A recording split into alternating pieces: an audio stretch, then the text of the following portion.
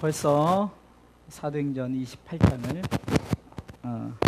마지막으로 합니다.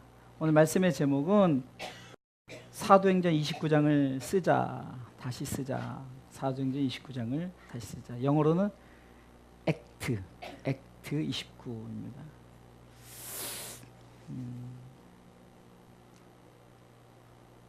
성경은 우리에게 성경을 통해서 주는 말씀을 가지고 우리는 어떻게 이 말씀에 순종하며 살아가야 할 것인가를 우리는 고민해 봐야 됩니다.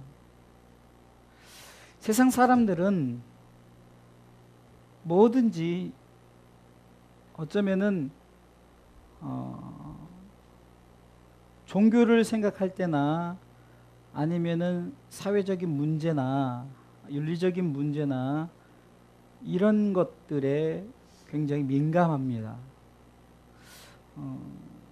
저도 잘 몰랐는데 어제 뉴스에 그런 뉴스가 나왔다고 이렇게 얘기를 하더라고요. 불국사에 어떤 비밀의 방이 있어서 거기서 무슨 그 도박도 하고 또한 스님들이 불법을 많이 행해서 이런저런 저는 잘 몰라서 그런 일이 있었나 봐요. 어찌됐든 간에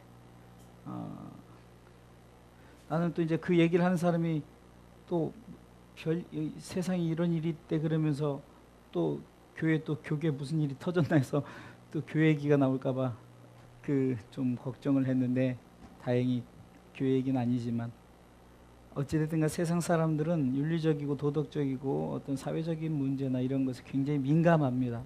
그렇기 때문에 그것 때문에 많이 어떤 신앙의 그 잣대가 돼버리고 어떤 그 신앙생활의 잣대가 돼버리기도 하면은 종교생활의 잣대가 되기도 하고 사회적인 삶의 잣대가 되기도 하지만 성경은 절대 그것이 잣대가 되지 않고 오직 예수 천당 불신 지옥 곧 예수 믿고 천국 가는 것이 바로 분명한 성경에서 요구하는 우리 신앙의 삶 가운데 최고의 잣대가 되어야 됩니다. 왜 이 말씀을 사도행전 28장을 하면서 여러분들에게 말씀드리냐면은 정말 성경을 통해서 여러분들 보세요. 많은 사람들의 이슈가 되는 문제가 세상적인 일들에 의해서 자꾸 세상적인 일에 문제가 생기니까 그런 문제 가운데 자꾸 그것에 대해서 옳으니 틀리니 너는 죄인이니 너는 의인이니 이런 것들로 인해서 상당히 많은 사람들이 시비가 엇갈리고 상당히 어떤 위험한 행위까지 하는 이런 일들이 벌어지지 않습니까? 반면에 바울이란 사람의 그 삶의 모습을 통해서 오직 저는 분명한 잣대가 있었는데 신앙생활의 잣대가 있었는데 바로 그것은 예수 천당 불신 지옥이었다는 거예요. 다시 말해서 그가 외쳤던 사도행전 16장 31절 말씀처럼 주 예수를 믿으라 그리하면 너와 네 집이 구원을 얻으리라 말했고 사도행전 4장 12절은 다른 이로서는 구원을 얻을 수 없나니 천하인간의 구원 얻을 만한 다른 이름을 우리에게 주신 이로 오직 예수 그리스도 그분으로 인해서 우리가 구원받고 천국 간다는 어쩌면 바울에게는 삶의 잣대가 신앙생활의 잣대가 바로 예수 천당 불신 지옥이었다는 거죠. 그렇다면 우리의 신앙의 잣대도 바로 그렇게 우리가 삼고 살아가야 된다는 거예요. 그러면은 어떤 윤리적인 문제, 도덕적인 문제, 어떤 종교가 타락하고 이런 문제에 사실 충분히 그럴 수도 있고 이 시대뿐만 아니라 이미 하나님께서 인간의 타락함을 통해 창세기 6장을 통해서 이미 하나님은 저들을 보고 한탄하셨어요. 어차피 인생의 삶은 그렇게 살아가는 거지만 그런 하나님께서 우리 가운데 그 노아의 방주를 통해서 주신 것이나 또한 우리 가운데 그 노뱀을 담아서 높이 보여서 그것을 쳐다보면서 살게 하는 것이나 여러 가지 성경 속에서 우리 가운데 주는 여자 어린 양의 피를 통해서 우리 가운데 그 어린 양의 피가 문설주에 받게 되는 그 죽음의 사자가 넘어가는 이런 어떤 성경의 사건을 통해서 볼 때 여러분들 한번 생각해 보세요. 과연 성경이 말하는 것은 윤리적이고 도덕적이고 또 어쩌면 사회적인 종교적인 이런 문제를 삼아서 이슈가 되어서 그것으로 인하여서 정말로 어떤 뭐 삶에 뭐 이 사람이 잘했다 못했다, 이 사람은 죽일 죄인이다, 이 사람 이것이 성경에서 요구하는 것이 아니라는 것을 우리는 성경을 볼 때마다, 아니면 말씀을 들을 때마다, 아니 제가 이렇게 설명하지 않아도 여러분들은 분명히 그렇다고 여러분들도 인정하실 것입니다. 오늘도 멜리데라는 섬에 도착을 했을 때 저들의 이슈는 뭐였을까요? 정말로 두 가지 사건이 있었는데, 어떤 사건이 있었습니까? 그 독사가 나와서 바울의 손을 물었는데도 바울이 멀쩡하단 말이죠. 저들의 이슈가 뭐죠? 그냥 저들이 삶을 살을 때, 저들이 그 멜리데라는 섬에서 아주 토박이들 아닙니까? 분명히 저들이 봤을 때는 무엇입니까? 물리면 죽는다. 어쩌면 저들이 보는 시각 속에서는 그냥 그런 거, 야 물리면 죽는다, 저 사람이 살았네, 그러다 보니까 야 저 사람은 신이다라고 이렇게 말하면서. 또 두 번째 사건은 뭡니까? 그 보블리오라는 추장의 집에 들어가서 그의 가족들과 또 병든 자들을 고치는 역사가 있습니다. 그런 역사를 통해서 저들의 멜리데 섬에서의 많은 사람들의 보는 시각은 뭐였을까요? 어떤 기적이 일어나는 것, 또 저 사람이 죽지 않았다는 것, 이런 것에 보는 시각 속에 빠져서 저들이 보는 시각 속에서는 바울이 무엇을 얘기하는 것인지, 바울의 삶 속에서 무엇을 얘기하는지를 전혀 저들은 알지 못했다는 거예요. 과연 저들이 보는 신앙이, 저들이 보는 사도 바울의 어떤 전도자들의 삶을 통해서 보는 눈이 어떤 눈으로 보느냐. 단순히 복음이 잘 먹고 잘 살고, 복음이 어떤 삶 속에서 남들보다 윤택해지고 또 건강하고, 이것이 복음의 눈으로 보다 보니까, 그렇다면은 고침을 받은 자는 괜찮겠지만 고침을 받지 못한 자들은 어땠을까요? 우리가 정말 보는 시각이 굉장히 중요하다는 것을 다시 한번 생각해 보게 됩니다.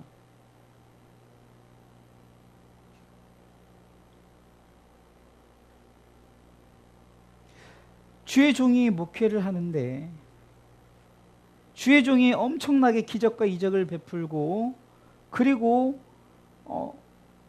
독사에 물려서도 사니까 많은 사람들이 신이다 하면서 저들을 추대하는 그런 모습 속에서 정확하게 바울의 의지는, 바울의 의사는 전달되지 않았지만, 그가 사도행전 16장에 보면 아덴에서 자기를 신으로 삼고자 하는 그곳에서 그가 옷을 찢으며 나는 신이 아니다, 그 외침을 성경에 기록되진 않았지만 아마 또 그와 같이 그렇게 했을 거라는 거죠.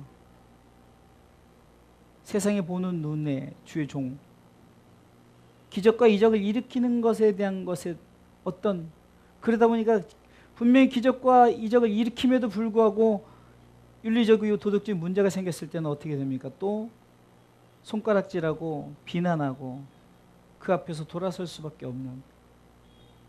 그러게 우리는 절대적으로 우리가 신앙의 삶을 통해서 나아갈 때 사람을 보고 세상을 보면 우리가 찬송의 고백처럼 만족함이 없고, 또한 우리가 그것으로 인해서 넘어질 수밖에 없다는 거예요. 그러나 사람을 보며 세상을 보는 눈을 가지고 살아가는 우리가 또 다른 어떤 것을 봐야 되냐? 바로 우리는 하나님의 나라를 보는 눈을 가지시길 주님의 이름으로 축원합니다. 바울은 바로 저의 삶을 통해서 오직 하나님의 나라였어요. 그리고 내가 만나는 사람들이 병을 고치든 내가 어떤 기적과 이적을 해가든 그것과 상관없이 저들이 무엇이든지 무엇을 통해서든지 어찌됐든 간에 저들이 바로 예수 믿고 천국 갈 수 있는, 오직 복음을 향한 열정만 가지고 있었다는 겁니다. 여러분들 혹시 제가 병든 자를 고치지 못하는 데서 여러분들 실망하십니까?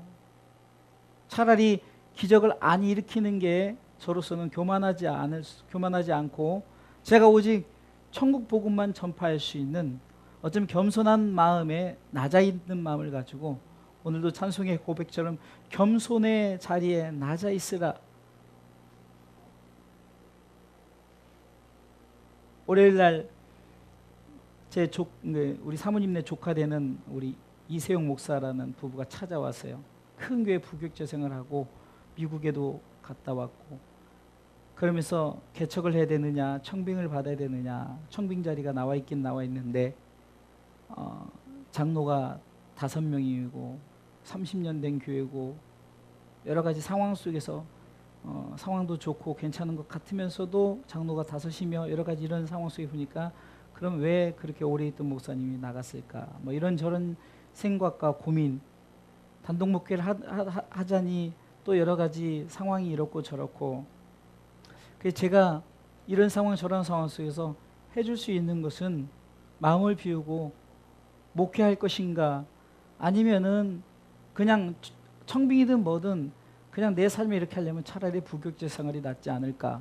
어차피 복음을 위해서 내가 정말로 한 영혼이라도 세우고 나가는, 그러면서 저희 교회를 자랑하면서 정말 요즘에 우리 교회 정말로 누가 밥 먹고 간다는 것 하나에 막 감사하고, 누가 정말 오후 예배 나오고, 누가 갑자기 교회 나오고, 이것에 대한 그 감사에 대한 그런 것들을 제가 목회 경험을 얘기했어요. 제가 뭐 그 조카 목사 앞에서 내가 막 수백 명 수천 명 모이는 어떤 그런 대단한 목사도 아니고, 어떤 내가 무슨 이슈를 일으키는 뭐 기적을 일으키는 능력 있는 목사도 아니지만, 제가 정말 자신 있게 말할 수 있는 것은 목사로서 마음을 비우고 하나님 앞에 최선을 다해서 목회든 선교든 뭐든 우리가 감당하지 않겠느냐. 그러면서 나는 이 목회가 굉장히 행복하다. 그리고 최종 목적, 늘 말씀드리지만 우리 주사랑교회 성도들 가정을 다 구원, 만약에 예수 믿고 이 자리에, 그래봤자 이 자리에 꽉 차는, 어쩌면 40명도 안 될 수도 있어요.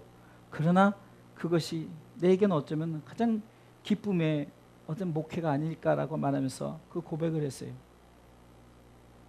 목회를 하는데 장소를 따지고 환경을 따지고 동역자를 따질 수 있어요. 저도 그런 조언을 줬어요. 그냥 맨땅 헤딩하기 너무 힘드니까 만약에 단독 목회라면 동역자를 찾아보고 함께 할 수 있는 자들, 또 가족이라도 여러 모양으로 이렇게. 그러나 그것에 의지하지 말고 무엇을 하든지 하나님의 뜻에 순종하라. 그리고 제가 주사랑교회 오게 된 그 일주일 만에 그 저쪽 안산에 있는 한별교회에서 월요일날 말씀드리고 토요일날 허락받아서 주일날 인사하고, 그런 어쩌면 하나님이 철저하게 인도하신 이곳에 오게 된 동기.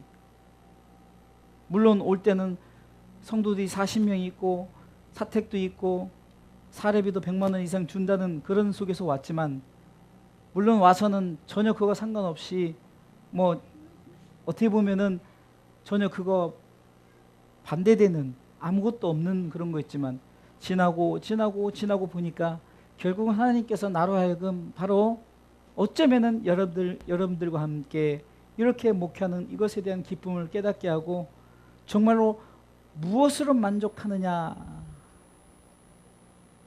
사도행전 29장을 쓰기에 앞서서 과연 나와 여러분들은 우리가 정말 신앙의 삶의 어떤 지표를, 잣대를 삼을 때 무엇을 삼고 나가느냐.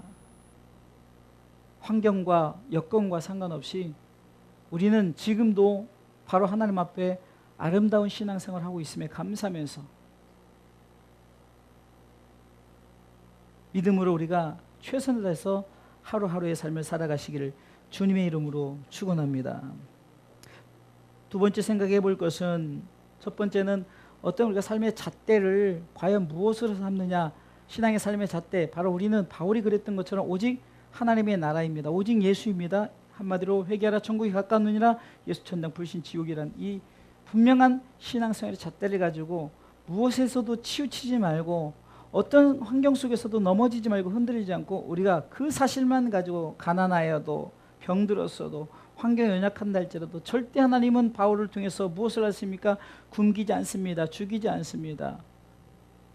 오직 사명에 불타는 그 믿음을 더하신 줄 믿으시기 바랍니다. 두 번째는요, 우리가 그렇게 사도행전 29장을 쓰기 위해서는 삶에 고난이 있다 할지라도 오직 믿음으로 나아가시길 주님의 이름으로 축원합니다. 절대 사명자는 죽지 않는다는 것을 우리는 바울을 통해서 계속 죽을 환경을 통해서도 바울이 정말로 건져내고 피할 길을 허락하신 것처럼, 그리고 결국 그가 로마에 도착해서 로마에 입성하지 않습니까? 그럼에도 불구하고 로마에 입성하기까지 그냥 거저간 것이 아니라 그는 끝까지 고난을 당했는데, 죽음의 위기 앞에서 독사가 나와서 물었지만, 그러나 그런 위기 앞에서도 하나님은 건져냈어요. 왜 그랬을까요? 어떤 고난이 온다 할지라도 바울은 오직 복음을 향한 뜨거운 열정이 있었기 때문에 사명자는 절대 죽지 않는다는 겁니다. 사랑하는 성도 여러분, 사명자는 절대 죽지 않습니다. 사명자는 그 뜻을 다하기까지 하나님께서 불러가지 않으신다는 겁니다. 그럼 왜 불러갑니까? 사명이 다했기 때문입니다. 우리는 사람이 하나님의 품에 갈 때 불쌍하다라고 보지만 그는 사명을 다했기 때문에, 우리는 마치 엘리야가 회오리 바람을 타고 승천한 것은 대단한 것 같고, 그냥 우리가 사명을 다해서 죽은 것은 대단하지 않은 것 같지만, 우리가 천국에 대한 비유를 통해서 우리가 천국에 대한 것을 생각해 볼 때는 똑같다는 거예요. 회오리 바람을 타고 가나 그냥 가나, 죽어서 가나 살아서 가나. 요한복음 11장 25절에는 나는 부활이요 생명이니 나를 믿는 자는 죽어서 살 거고 무릇 살아서 나를 믿는 자는 영원히 죽지 아니라. 이것을 네가 믿느냐라고 말하죠. 예? 죽어서 하나님의 나라 가나 살아서 하나님의 나라 가나, 첫 번째 말한 것처럼 우리는 뭔 이슈가 대단하고 막 그것만 대단해서 나도 그렇게 가게 없어서 하나도 중요하지 않아요. 그렇게 가나 죽어서 가나, 예수 잘 믿는데 불의 사고로 가나. 중요한 것은 내가 하나님께 내 사명을, 내게 맡겨진 사명을 최선을 다해서 감당하시길 주님의 이름으로 축원합니다. 바울은 멜리데 섬에서도 정말로 복음을 위해서 그가 많은 사람들을 고치고, 또한 기적과 이적을 행했습니다. 또한 그가 로마에 들어가서도 담대하게 하나님 나라에서 복음을 전했어요. 그리고 바울은 로마에서 생을 마감을 했죠. 바울의 죽음에 대해서는 언급하지 않았지만 전승에 의하면 바울은 로마에서 순교를 했습니다. 무슨 말입니까? 사명자는 결국은 내가 최선을 다해서 감당하는 그 사명 속에서 하나님은 그 가운데 일하시고, 그리고 하나님께서는 그 모든 것을 책임져 주신다는 것을 사도행전을 통해서 우리가 경험하고, 바울을 통해서 우리가 그 바울의 그 사역을 통해서 우리가 봤지 않습니까? 우리가 경험을 하지 않지만 바울의 경험을 통해 우리가 보고 들었지 않습니까? 그렇다면 사도행전 29장을 쓸 때도 마찬가지입니다. 무엇을 바라보니까 내 사명을 바라보시기를 주님의 이름으로 축원합니다. 사명은 각기 달라요. 월요일날 우리 이세용 목사 부부가 왔는데, 우리 조선화 집사님 우리 교회 다닌다 그랬더니 언제적을 생각하냐면 옛날에 예수 안 믿을 때 저쪽에서 고기 장사할 때 가리봉동에서 그 고기, 조그만 고기 가게, 비디오 가게 할 때를 얘기하더라고요. 그래서 제가 그랬죠. 그때는 예수 안 믿을 때고, 그때는 교회 자체를 되게 좋아하지도 않았을 뿐더러 나 자체도 싫어하고, 그런데 우리 함께 신앙생활하는 이런 얘기를 하면서 지금은 정말로 나의 든든한 동역자다 그러니까 그러세요 그러더라고요. 여러분들, 우리가 신앙생활할 때 때로는 내가 하나님께서 그 사람의 복음을 전하기 위해서 기회를 주고 이런 환경을 열어줘요. 그때 여러분들은 어떻게 하시렵니까? 욕심내시렵니까? 어떤 그 사람의 삶의 위기 앞에서 복음을 위해서 정말로 양보하고 내려놓고, 십수년이 지난 그때를 돌아볼 때 지금은 그때 행한 우리 부부의 어떤 행동이 참 잘했구나, 결국은 이렇게 든든한 동역자를 함께 이렇게 사역할 수 있는, 저는요 정말 그때 그렇게 삶의 위기 앞에서 제 행위가 너무너무 잘했다, 지금 후회하지 않고 지금도 이렇게 함께 동역하니 얼마나 하나님께 영광된 일인가. 제가 왜 이 간증을 본인이 있는 앞에서 왜 드리겠습니까? 이것은 제가 거짓이 아닌 삶의 간증이기 때문입니다. 사랑하는 성도 여러분, 우리가 정말 사명을 다하기 위해서는 때로는 정말 자신의 어떤 모든 것을 내려놓아야 할 때가 있다는 거예요. 내가 좀 손해보고 내 환경 속에 이렇다 할지라도 오직 복음을 위해서라면은, 우리 사모님이 우스갯소리를 그러더라고요. 우리는 절대 큰 집 들어가면 안 된다. 왜? 목사님이 또 우르르 사람 데려오니까. 그래서 저도 그랬죠. 그러지 않기 위해서는 우리는 절대 원룸에서만 살자. 그래서 우리는 딱 우리만 들어가서 누구 오면은 미안해서 방이 좁으니까 그냥 절대 여기서 같이 살지 않겠다는. 어떻게 보면 제 삶이 그랬던 것 같아요. 그냥 누구든 받아들이는 거예요. 지금도 그래. 누가 온다 그러면 여기 유아실 방 있습니다. 오십시오. 와서 우리 집사님도 거기 좀 있다가 자립해서 이렇게 나갔습니다. 왜? 뭐가 문제입니까? 뭐. 그 조건을 항상 얘기해요. 당신이 불편하지만 않다면. 근데 뭐 오갈 데 없는 사람이 뭐라도 있으면 그것이 감사한 거죠. 뭐 그걸 자꾸 이것저것 따지고 그러겠습니까? 사랑하는 성도 여러분, 사명을 위해서는 바울처럼 자기네 자신의 모든 것을 다 내려놓아야 돼요. 바울은 철저하게 자기 자신의 모든 걸 내려놓지 않았습니까? 자신의 모든 어떤 재능, 어쩌면 그 좋은 스펙도 다 배설물로 여길 정도로 그는 자신의 모든 것을 다 내려놓았습니다. 사도행전 29장을 쓰기 위해서는 사명자는 절대 죽지 않습니다. 그러나 우리가 사명을 감당하기 위해서 자신의 모든 것을 내려놓고 어떤 고난이 오죠. 죽을 위기, 독사는 여러분들 비유적으로 말하면 마귀 사탄 아닙니까? 우리 가운데 신앙생활 하다 보면 마귀가 항상 우리를 괴롭히려고 여러 가지 이 모양 저 모양으로, 성경은 베드로전서에는 우는 사자와 같이 삼킬 자를 두루 찾아다닌다고 그랬어요. 우는 사자는 배고프니까 그냥 보면은 무조건 잡아먹습니다. 바울도 물어버렸던 거예요. 그러나 마가복음 16장에 무슨 독을 마실지라도 절대, 또 로마서 16장 19절은 말하기를 평강의 하나님께서 사단을 발로 우리가 밟고 승리케 하신 줄 믿으시기 바랍니다. 신명기 3장 29절에도 이스라엘에 너는 행복자로다 하시면서 하시는 말씀이 무엇입니까? 바로 결국 우리는 사단을 밟고 높은 자리에서 하나님께서 우리를 높여주시는 줄 믿으시기 바랍니다. 영광의 자리가 주어진다는 거예요. 그러기에 성경은 너는 God bless you, 하나님의 축복을 받은 사람이다 라고 말하는 거죠. 사도행전 29장을 쓰기 위해서는 우리는 철저하게 하나님을 의지하시기 바랍니다.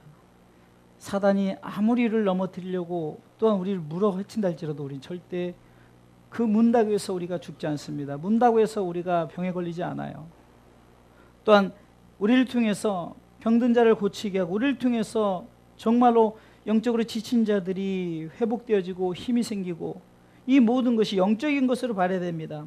무슨 기적을 행하고 이적을 행하는 그것을 그런 눈으로 보니까 우리 교회는 그런 기적도 없네, 이적도 없네. 그러니까 막 그런 기적, 이적 쫓아다니다가 잘못된 길로 가는 사람들이 얼마나 많습니까?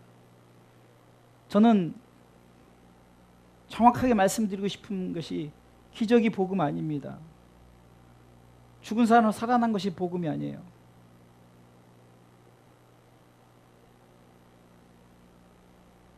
그런데 그것을 복음이라고 말하면서 그것이 마치 그렇지 않은 사람들은 능력이 없고, 여러분 성경은 정확하게 말씀하고 있는 게 뭡니까? 천국 가는 조건을 분명히 말씀하고 있어요. 뭐죠? 예수님을 믿으십시오입니다.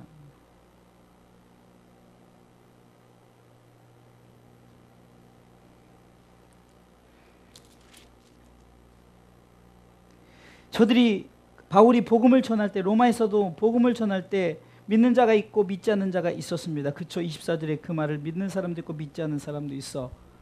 그것은 우리가 선택하는 것이 아닙니다. 여러분들이 복음을 전할 때 믿는 사람이 있건 믿지 않는 사람이 있건 그것은 저들의 선택권이에요. 그러나 우리는 어떻게 됩니까? 하나님 나라에 대해서 말해야 됩니다. 어저께도 운동을 하는 모임에서 이제 얼마씩 각출해서 갑자기 고기를 구워 먹자고 그랬어요. 제가 이제 얼마 전에 집사람하고 거기 갔다 왔던 걸 올리니까 거기는 못 가니까 그 교회 옥상에 이렇게 하늘공원을 잘 해놨다고 해서 이제 거기서 이제 갑자기 먹자 해서 그 밑에 식당에서 먹고. 그런데 제가 목사다 보니까 꼭 기도를 저한테 시켜요. 또 운동을 할 때 무슨 시합을 한다 그러면 제가 목사다 보니까 저한테 기도를 시켜요.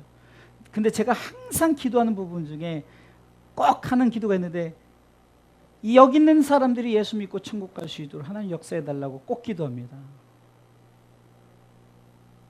저에게 주어진 어쩌면은 좋은 기회를 꼭 기도할 때마다 그 말을 꼭 넣어요. 물론 저들의 건강, 왜냐하면 평안, 저들이 뭐 자녀들 잘 되고 이런 것들도 하지만, 그럼 꼭 제가 말미에 여기 있는 모든 분들이 예수 잘 믿고 천국 갈 수 있도록 성령님 은혜 베풀어 달라는 기도를 어제도 했고 지난번에도 했고, 기도 때마다 꼭 듣는 이유가 뭡니까? 저들이 믿든 안 믿든 그것은 상관없어요. 사도행 29장을 쓰기 위해서는 저는 과감하게 성령의 역사가 계속돼서 진행되기 위해서 저는 선포하고 구할 뿐입니다. 여러분들이 가정을 위해서 복음을 전할 때 낙심하지 마십시오. 선포만 하십시오. 안 될 거는 낙심도 필요 없고 안 될 거는 불신도 필요 없어요. 오직 믿음으로 선포하시길 주님의 이름으로 축원합니다. 듣든지 아니 듣든지, 어쩌면은 듣는 자가 유대인들이 듣지 않았기 때문에 그 복음이 로마에까지 오지 않았습니까? 이방인들에게 오지 않았습니까? 그래서 우리가 복음을 전할 때 받아들이지 않으면 그 먼지까지 다 털어버리고 나오라는 이유가 뭡니까? 더 이상 하나님이 저들에게 역사 않겠다는 거예요. 어떻게 보면 버린 자식들, 유기된 자식들, 불쌍한 자식들이 돼버리는 거예요. 그거와 상관없이 믿든 아니든 안 믿든 우리는 회개하라 천국이 가까웠느니라. 23절 보세요. 저희가 일자를 정하고 그의 우구하는 집에 많이 오니 바울이 아침부터 저녁까지 강론하여 뭔 얘기했다고요? 하나님 나라에 대해서 강론했어요. 할렐루야. 하나님 나라에 대해서 얘기했단 말입니다. 바울이 막 이때까지 내가 어쨌는지 아냐, 막 진짜 기가 막힌 일을 당했는데, 야 정말로 내가 이렇게 죽을 위기에 살아났고 나를 죽이려는 40명의 자객들이 있고 이렇고 저렇고, 정말로 내가 막 배고프고 막 이런 굉장히 이런 어려운 당해, 그런 것이 아니라 하나님의 나라에 대해서만 얘기했다는 말입니다. 할렐루야. 그리고 31절 보세요. 담대히 하나님 나라를 전파하며, 하나님 나라에 가는 조건인 예수님에 대해서 그가 가르치죠. 성도 여러분, 결론적으로 말씀을 드리겠습니다. 사도행전 29장을 씁시다.